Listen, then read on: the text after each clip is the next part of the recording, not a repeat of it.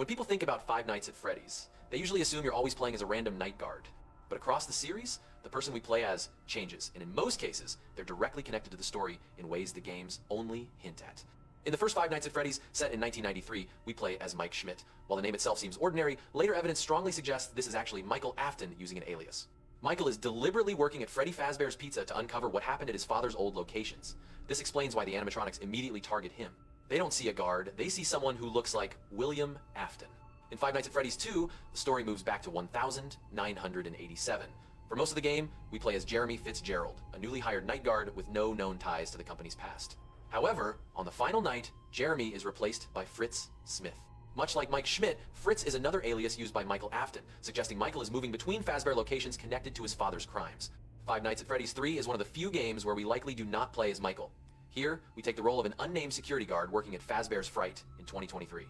While the guard's identity isn't important, their job leads to the discovery of Springtrap William Afton trapped inside a decaying Springlock suit, reintroducing him into the story. Five Nights at Freddy's 4 is more complex. The minigames show us the crying child in 1983, living in fear inside his own home and eventually becoming the victim of the bite of 83. But the night gameplay does not take place at the same time. Instead, these nights are Michael Afton's nightmares years later, shaped by guilt and trauma over his brother's death. This is reinforced by details later confirmed in Sister Location and the Survival Logbook.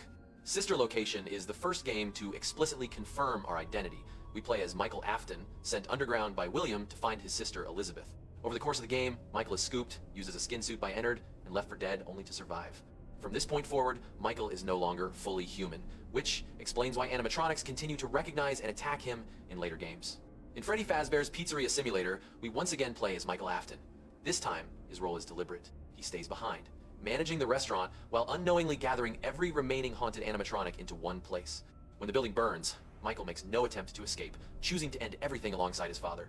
Ultimate Custom Night shifts perspective entirely. We are no longer playing as Michael. Instead, we play as William Afton, trapped in a never-ending cycle of punishment created by the vengeful spirit Cassidy. The animatronics speak directly to him, making it clear this is not a simulation, but a personal hell. In Help Wanted, we play as a beta tester for Fazbear Entertainment, hired to clean up the company's image. Instead, fragments of William Afton's consciousness survive inside the VR game, taking the form of Glitch Trap and beginning to influence the player.